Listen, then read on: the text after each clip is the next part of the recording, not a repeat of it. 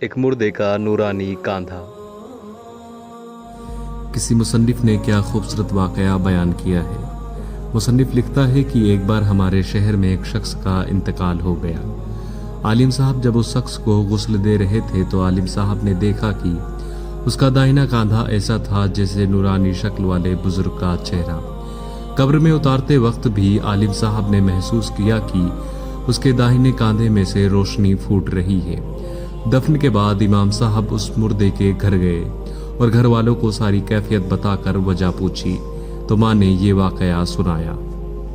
میرا بیٹا جب کالج سے فارغ ہوا تو جلد ہی اسے ایک اچھی جگہ نوکری مل گئی اور ہمیں اس کی شادی کی فکر ستانے لگی۔ اچھی نوکری ہونے کی بدولت اس کے لیے اچھا رشتہ ملنا کوئی مشکل نہیں تھا۔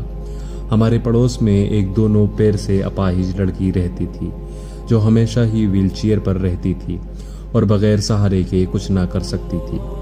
میرے بیٹے نے کہا، امی مجھے اس لڑکی سے شادی کرنی ہے۔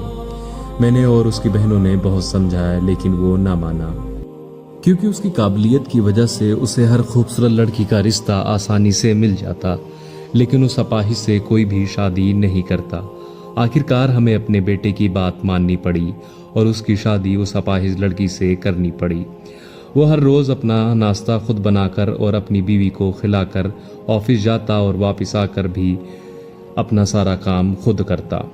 اپنی بیوی کو باتھ روم وغیرہ لے جانے کے لیے وہ اسے اپنے داہنے کاندھے کا سہارا دیتا تھا اور اسی لیے اس کا داہنا کاندھا چمک رہا تھا، کیونکہ اس نے اپنی زندگی کی ساری خوشیاں اپنی اپاہج بیوی کے نام کر دی تھی۔ اللہ پاک ہمیں اپاہجوں کا احترام کرنے اور ان کی ضروریات کو سمجھنے کی توفیق عطا فرمائے۔